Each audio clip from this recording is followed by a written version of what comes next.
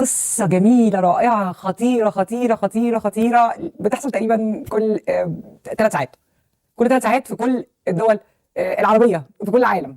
هذا النموذج اللي يعني بتشوفه دايما طول الوقت.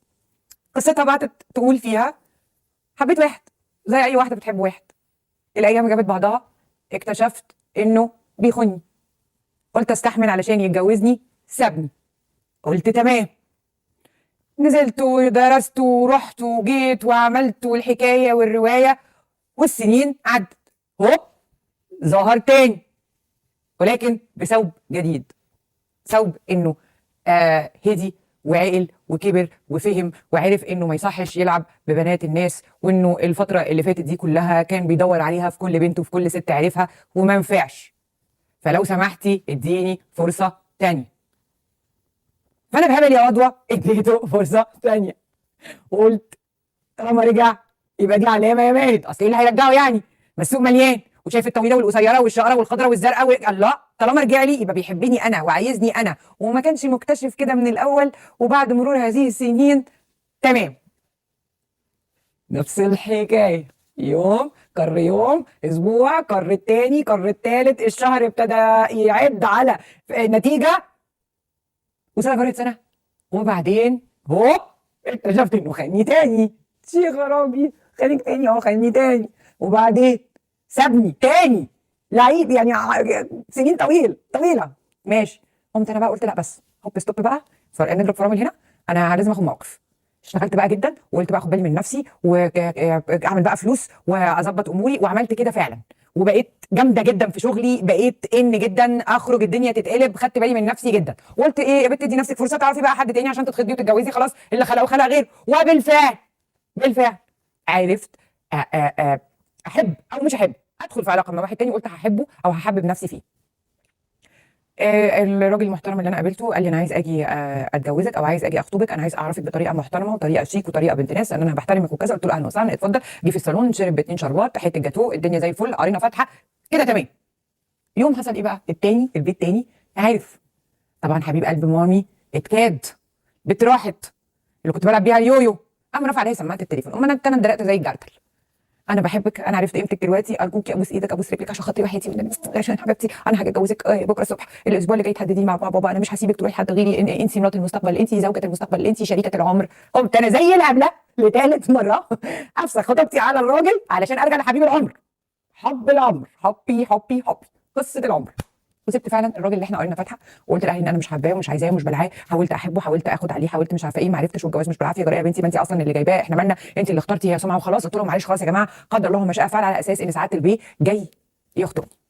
المهم ساعات البيه قال لها ان هو حصلت مصيبه كبيره جدا في الشغل، هتعطله شويه كتير قوي عن فكره ان هو يجي دلوقتي بابا، اصل هو لازم لما يجي بابا يكون على قد الموقف وعلى قد حاله وعلى قد حالكم وانا على قد حالي وحاجه يعني نفس نيله. المهم ايه الحكايه؟ طب هنعمل ايه؟ انا وعدتك، انت مرات، انت زوجة المستقبل، انت حبيبه العمر، اصبري بس عليا شهرين 3 بس، ايه الدنيا كده تمشي معايا وان شاء الله كل حاجه تبقى زي الفل، واديك شايفه الاقتصاد سبت.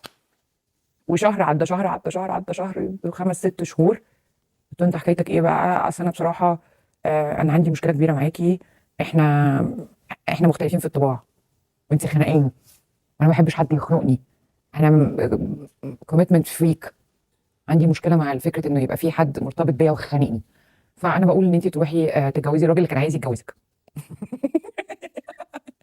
انا بضحك مش من اثر الصدمه، من يعني في همي بكي وهمي ضحك، ولا همي ضحك وهمي بكي.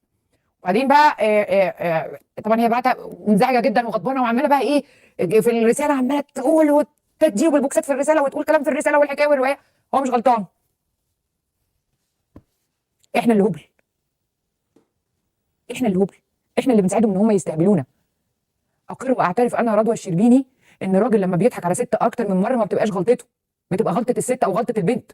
احنا اللي بنساعدهم ونسهل لهم ونديهم فرص ان هم يستقبلونا ويدونا على قفانا.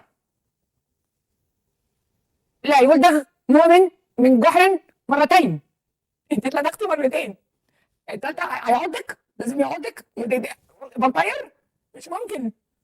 خلاص واحد اتلسعت منه ومشيت جريت هربت، خلاص راح بقى.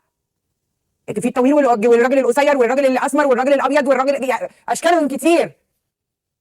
ولو ما لقيتش انا ايه اللي يرجعني باك؟ انا ايه اللي يرجعني ورا؟ انت احذر السياره ترجع الى الخلف.